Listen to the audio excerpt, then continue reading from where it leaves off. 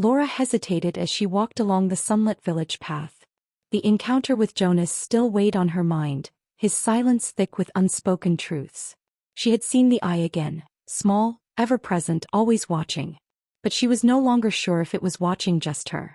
Ahead, a young mother walked with her child, the little boy toddling beside her, clutching her fingers as he laughed at the rustling leaves. The mother, a woman in her 20s with kind eyes, seemed at peace, unaware of the silent presence lingering in the village's old corners. Lora knew she should keep walking and keep this strange burden to herself like Jonas had. But the thought of the mother and child being watched, completely unaware, sent a shiver up her spine. She quickened her pace, falling into step beside them. "Good afternoon," Lora said, forcing a smile. The mother turned with a welcoming nod.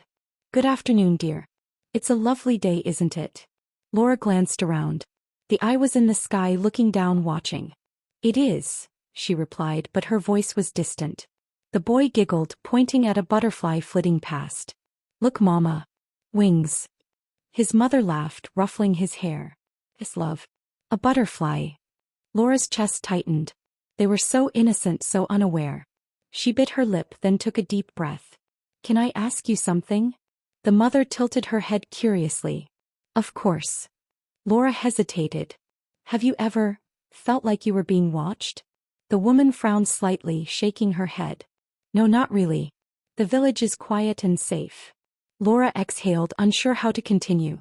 Would she even believe her if she told the mother about the eye? Or would she smile politely and brush it off as nonsense? The little boy suddenly turned toward the archway as if reaching toward the heavens, his small brow furrowing. He reached his hand as if sensing something unseen. "Mama," he murmured. Laura's pulse quickened. The mother glanced down at her son and smiled. "What is it, sweetheart?" The boy blinked, then turned back to his mother, shaking his head. "Nothing." Lora clenched her fists. He had seen it. He might not understand it, but he had noticed. She swallowed hard, feeling the weight of knowledge settles deep inside her. Maybe Jonas had been right to keep quiet. Knowing too much only made things worse. But as the mother and child continued walking, Lora lingered momentarily, staring at the tiny, unblinking eye. It had been watching them all along, and now it knew that she wanted to speak. Would it let her? Or was it waiting for something more? The eye had watched for centuries. It had seen generations of villagers pass by, unaware of its presence, their lives unfolding like petals in the sun. It did not judge. It did not intervene. It only watched. Till now, Lora was different. She had seen it, truly seen it. Not as a trick of the light or a passing illusion, but as something real. And more than that, she wanted to speak of it. The eye did not fear words. It had outlived them all. But it had learned something in its long observance. Words had power.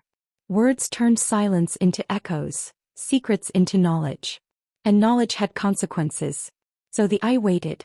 Not for Lora's words, but for the moment they would spill from her lips and take root in the mind of another. It waited for the ripple effect. For the shift. For the moment when Lora, in her desperation to understand, would say too much. Because once she did, once the mother knew, once the villagers whispered, there would be no turning back. The eye had been seen. And things that are seen must, eventually, be understood. The eye had watched for centuries. It had seen generations of villagers pass by, unaware of its presence, their lives unfolding like petals in the sun. It did not judge. It did not intervene. It only watched. Till now, Lora was different. She had seen it, truly seen it. Not as a trick of the light or a passing illusion, but as something real. And more than that, she wanted to speak of it.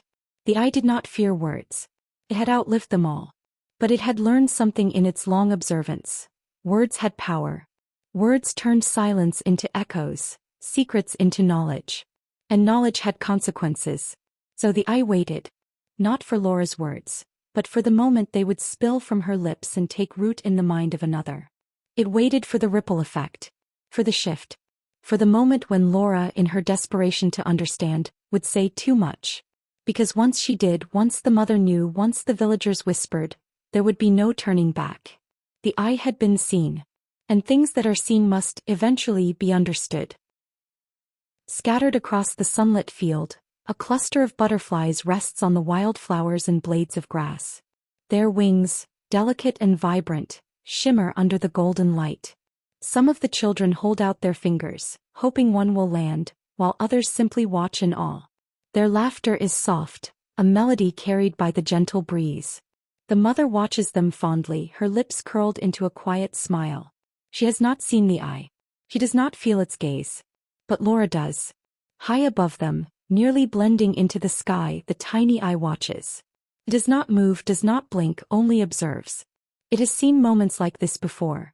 Children playing, mothers smiling, villages thriving.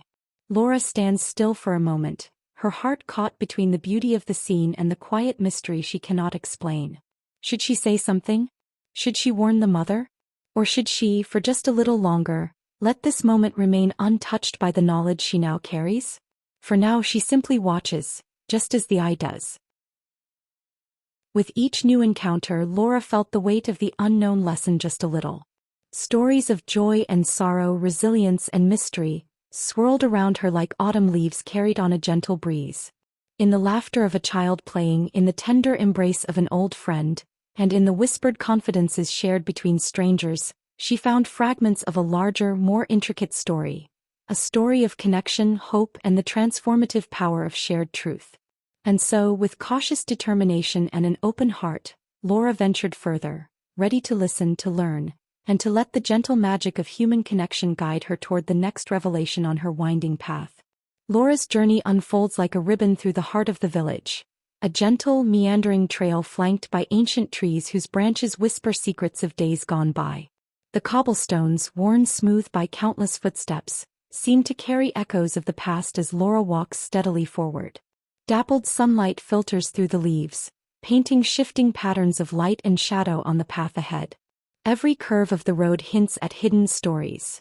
A quiet courtyard filled with laughter, a forgotten bench where memories linger, and the soft murmur of distant voices carrying on the breeze. The atmosphere is both tranquil and charged with the promise of new encounters. Each step a subtle invitation to discover the mysteries of life and the quiet wisdom that comes with shared truths. Even as Lora moves forward, the gentle watch of the tiny observer high above continues. A silent guardian that sees and understands the beauty of her journey. In this space, the winding path is not just a route to the village. It is a metaphor for Lora's inner voyage, a journey of transformation where every step brings her closer to understanding the hidden depths of her world and her salvation.